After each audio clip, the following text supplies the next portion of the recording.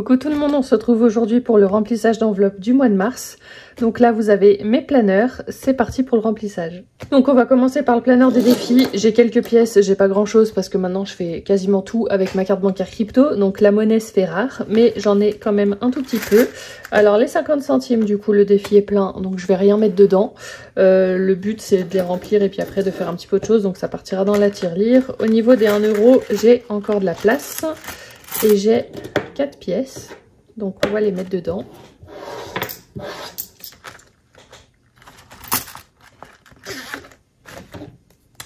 Et on coche 4 cases.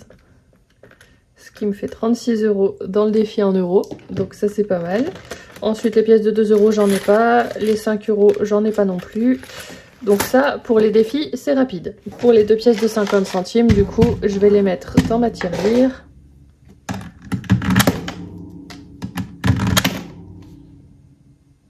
Et donc ça me fait un total de 21,57 € dans la tirelire. Là j'avais quelques francs suisses qui me restaient de l'enveloppe, j'avais tapé dedans. Donc on va tout de suite aller regarder parce qu'il faut que je recompte le solde. Bah voilà la preuve, il n'y a même plus rien dedans. Parce que j'ai fait une sortie luge le mois dernier, donc j'ai pris aussi les sous que j'avais dedans. Donc là on a 30, je les remets et je vais changer mon solde. Donc on va mettre la date d'aujourd'hui, on va pas s'embêter.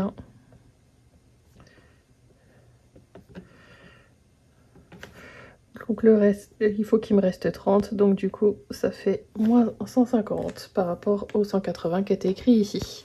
Voilà. Ensuite, j'ai fait le retrait du coup de l'argent. Alors pour ceux qui arrivent sur ma vidéo qui ne connaissent pas ma façon de gérer les enveloppes, moi je fais un virement sur ma carte bancaire crypto pour toutes les dépenses mensuelles. Ce qui fait que du coup, je vais pas avoir d'enveloppe à proprement parler pour le mois. Je vais juste retirer de l'argent pour ce qui est des épargnes parce que ça par contre c'est quelque chose que je veux garder. Donc en fait, dans le planeur du mois, je vais avoir des trackers où je note à chaque fois le budget pour chacun, mais je note pas forcément après à la suite mes dépenses parce que j'ai un tableau Excel pour ça. Et j'avoue que en fait, remplir les trackers, ce serait bien pour la vidéo, mais moi ça va me servir à rien du tout. Donc je veux pas vous inventer des choses, je préfère être honnête.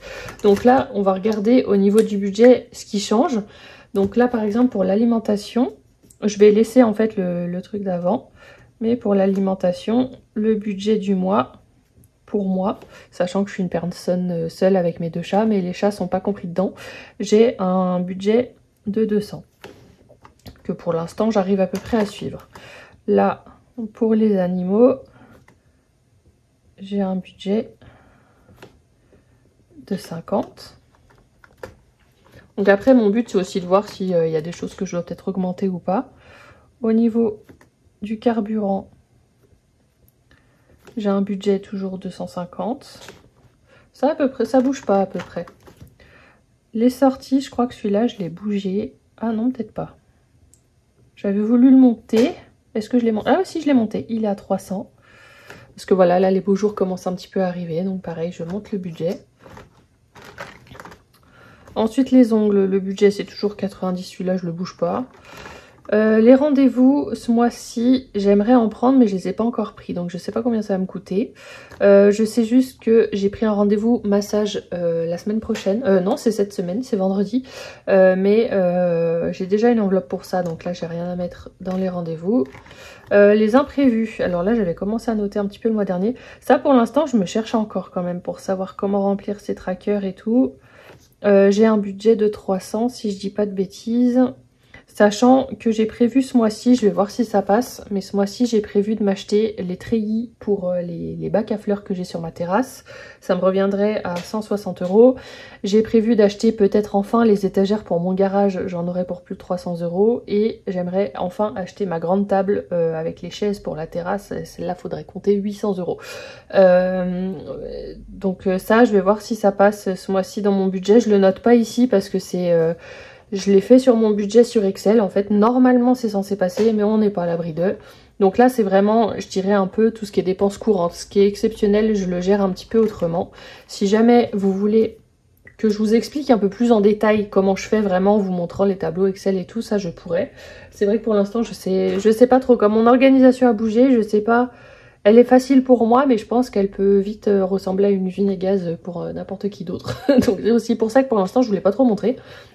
Et donc là par contre dans l'enveloppe rendez-vous je vais mettre 150 € parce que j'ai pas moins. Parce que j'ai l'épilation définitive une fois par mois. C'est 125 € et je la paye en espèces. Donc du coup je retire dans ce que je dois mettre dans les épargnes. Je retire 300 € pour les épargnes et 150 € pour ça. Donc voilà, le planeur mensuel il est rempli. Ensuite je vais prendre les épargnes à court terme. J'ai les épargnes à court terme et dans ce planeur là j'ai les épargnes à long terme.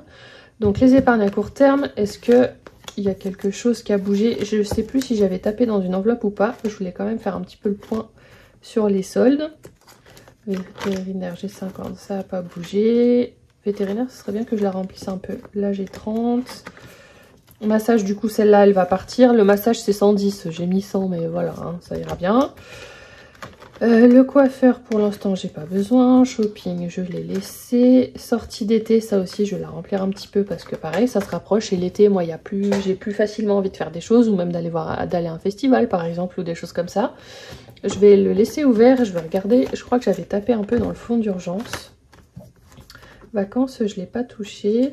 Ou je voulais taper dans le fond d'urgence pour mon week-end et je l'ai pas fait. Je vais juste recompter. Je suis pas sûre de moi. 150, 170, 190, 210, 230, 250. Ouais, 280, si. J'avais tapé. Parce que là, j'ai 250. Hop. Il est où mon stylo?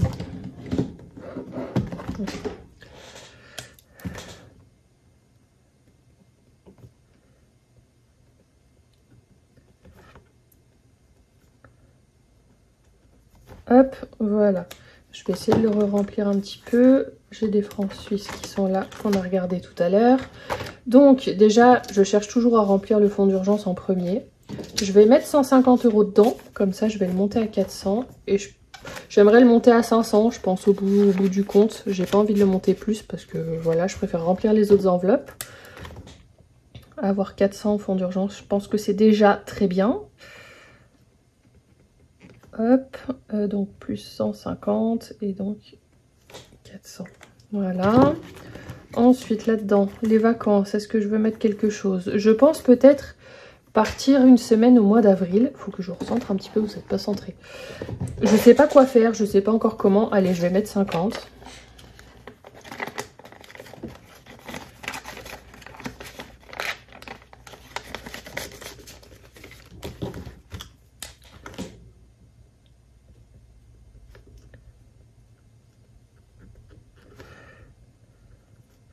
Et donc ça fait 120. Tac, l'ameublement du coup, je l'ai prévu autrement parce que ça je le paierai avec la carte bancaire crypto, donc du coup je vais pas mettre d'argent dans cette enveloppe. Et donc il reste 100 que je peux mettre par là-dedans. Donc on va mettre 50 dans les sorties d'été.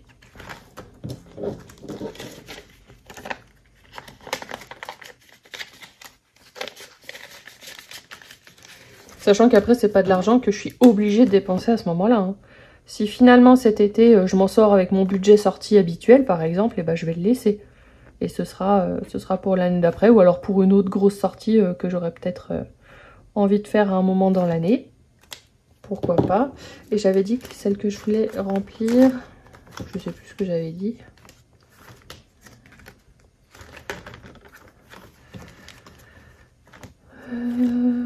Ah oui, j'avais dit vétérinaire. Ouais, je vais la mettre dans vétérinaire parce que ça va arriver en septembre.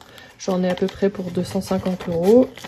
Voilà, donc autant commencer à la remplir gentiment. Comme ça, j'aurai le budget le jour où ça se présentera.